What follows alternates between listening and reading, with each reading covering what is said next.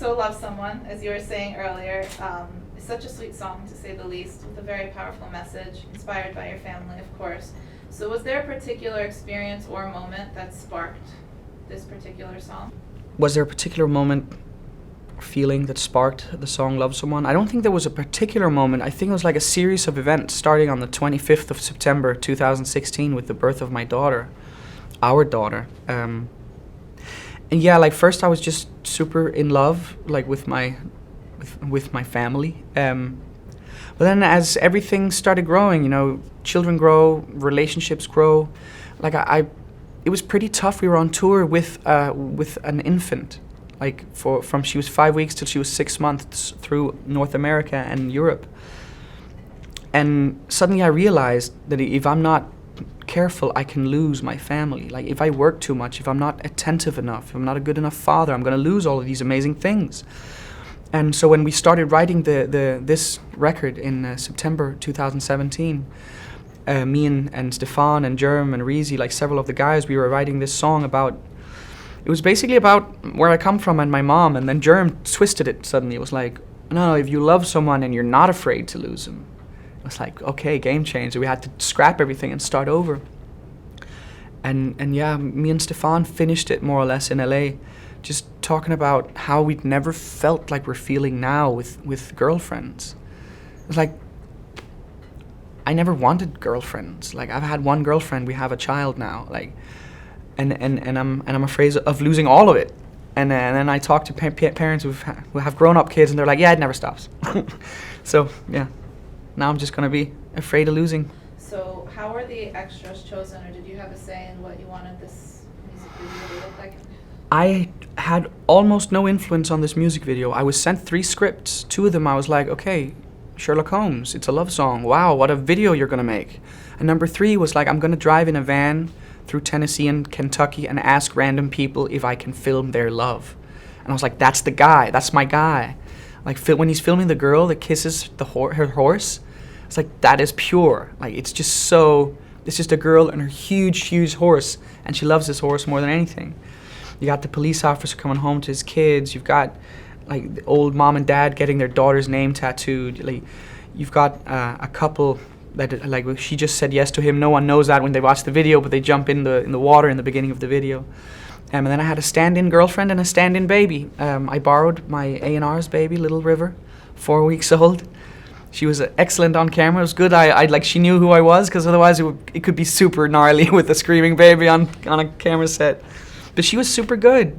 And Tilly, an actress from Australia that lives in Los Angeles, we know through friends, so that could be my stand-in girlfriend. I asked my girlfriend, and she said, no, that would be a little too personal to be in your music video. And I was like, that's cool. But she needed the option. Like, I couldn't just put in an actress instead of her and not ask her if she wanted to, you know? It's courteous of you that you asked her first. I knew she was going to say no, but I had to ask, right? Yeah, of course. What was it like watching back that music video and like seeing it for the first time? When I watched the music video, I was super happy. I was like, this was the kind of video I wanted. I grew up in a very diverse neighborhood, culturally, ethnically, religiously, a squatted neighborhood where we wore secondhand clothes, and leftovers were something we ate a lot. I really felt that a part of my community was brought into that video. And I was very happy about it. When I hear the comments on it, it seems like so many different types of people from different countries can relate to it and can see themselves in some part of the video. That makes me happy. Do you ever feel very like too exposed or too vulnerable? What lets you like kind of write your experiences down, and are you ever nervous like releasing all of this like out there into the world? I'm nervous when releasing a song or an album, because what if nobody likes it? And that won't happen, because at least we're 9 people who made it who like it. We won't release anything we don't like. So the rule of thumb is, if I don't like it, I don't release it. Because I need to defend it, I need to sell it, I need to be it, work it, live it. And I don't actually ever feel vulnerable being honest. People who lie are vulnerable because they can get exposed. When you're an honest person, you're safe. It's like you're never going to be caught lying. If you tell the truth, you'll always tell the same story again and again. And I mean, yeah, then you can exaggerate some things for effect. I mean, but just be honest. It's so much easier. especially in a relationship. I mean, I don't know. Jack Nicholson said something once, it sounds very arrogant, but I think it's important to remember when you're creating art. He said, I don't care what you think about me because I don't think about you at all. And I don't mean it in that sense, I just mean it in the sense that I have created something for you to take with you and do with what you want. And what emotions you attach to this song, that's up to you. It has nothing to do with me. My emotions with this song are mine, and yours are yours. Those two things are not compatible. And I like that. Like, everyone hears a song differently. I completely agree with you. And everybody, when you're kind of the storyteller for most people, so when they hear that song, they relate it to their girlfriends, boyfriends, friends, whatever they're going through. So I think that's actually really, I've never thought about it that way, so that's deep. So then I do want to delve into the lyric. I found a really powerful lyric. I wish I was a stay-at-home dad in the song Lullaby. So obviously, how difficult is it to balance home life with your career? I wish I could be a stay-at-home dad. At 2 o'clock last night, I was FaceTiming with my lovely daughter that had just gotten up in Scandinavia. Well, FaceTime with mom, and then my daughter was like, "Hi, daddy, see you later." She just hangs up. She thinks it's boring when I'm FaceTiming. It's tough. I mean, when I come back on Monday, I've been gone for 16 days. That's a long time when you have a 2-year-old. A lot of things happen. It's also a lot of time when you have a girlfriend you'd like to see. But I mean, this is my job. And yeah, I wish I could be a stay-at-home dad. It's a thing I thought about a lot. I don't think I would be a good father if I quit my job. Like, if I got a job in a construction company, I mean, which I could, I wouldn't be as happy. I mean, I know my guys in construction. I know how happy they are when they finish a house. Like, I know how happy I am when I finish a song. I know how happy I am when I get to do interviews like this where we talk about the actual content, you know? Is there anything, let's say, about fatherhood that you weren't expecting or that really surprised you that you were just not anticipating? No one prepares you for fatherhood or motherhood. It's a pretty scary thing. It's a trauma, but it's amazing. I now feel that the world is super unfair to women. I was aware that there was a skewed power balance. I grew up with a lot of very, very strong women in a very, very female-dominated community. So I was aware that there was an issue at hand. And then I got a daughter, and I was like, wow, this is bad. I don't think it's as bad as I feel it is, because I'm from Denmark. We're pretty gender equal in our country. But I was like, I was still very aware of the fact that we're not gender equal. And that surprised me quite a lot. So, safe to say viola definitely changed your outlook on life, or at least opened your eyes even more to...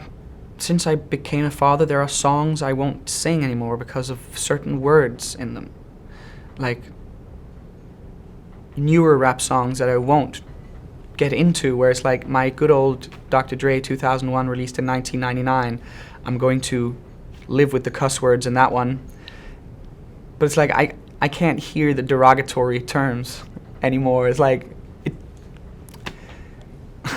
I wouldn't say I'm too grown up, because I'm not. Like, I'm only 30. Chill. It's like, just because I have a kid doesn't mean I'm an adult or something. The album, why is it this one the purple album and the last one was the blue album? Okay, so completely coincidental. I was like, why should we focus on making new cover art all the time? The music is the important part to me. So I was like, let's just give it a new color. The first one was the original colors of the original painting, which is like brown, yellow. The second one was an album about mainly my father dying, so the blue album seemed befitting. Now my daughter, Viola, violet, purple. And I like the color purple. Purple, I don't have enough purple clothes. They're hard to find. Purple's my favorite color too. I don't own anything purple. Purple is so... But purple is like black. It washes out and becomes like almost purple. Yeah, and why this particular portrait? Like, who's the woman? So this particular painting hangs on the end wall in a little cafe in Copenhagen called Cafe Wilder. It's like a French-style cafe. And it's just a cafe that does like steak béarnaise with fries, like. But when we were kids, it was the fanciest place we had dinner. We could draw on the tablecloths, you know, those paper tablecloths, and we'd get crayons and stuff. And yeah, we started going back there when we began releasing music and playing gigs, because it's just a reasonably priced, nice place. And then Jens, one of my guys, a photographer, he was like, "That's the cover. Like that describes the music. It's a naked woman contemplating something. There's a bunch of bottles. We don't know if is it afternoon, is it morning, is it early, is it late." It's painted by a local painter called Lars Helvig, and she's supposed to be Anita Ekberg, who played La Dolce Vita. It's an like reenactment of a Playboy cover from like the 60s. So there is a long backstory to it. Oh, I love it. And do you think as you progress making more albums, do you think she's kind of going to be your signature icon on covers, or do you think you're just going to like... She's been on all three so far. I don't think I'll take her away from it. But I also think it's a beautiful painting. It's funny releasing music in the United States where the groin and the breasts have to be censored. Where like growing up in Copenhagen, Denmark, it's like it's not a sexual body, it's just a naked body. And to me, those things are two very, very different things, the sexualized body and the naked body. What can fans expect from a Lukas Graham show? If you ask me, an incredible live show. I mean, Mark, the drummer in the band, we played together since 2005, and Magnus since 2010. The brass section since 2012. Will on piano for the last 2 years. And I mean, we've played so many shows together. It's like, I know a lot of artists, they do, on each tour they have a new band with them, and I feel it takes away a lot of the organic energy, a lot of the beauty of the music is that you've gotten to play it so many times that you found out what was right and wrong, and how to make an album better on a stage. I think we sound better live. So yeah, a lot of the songs on the album have been rearranged and gotten more a different life, a different sound. If you liked what you just watched, you can download the Music Choice app for more.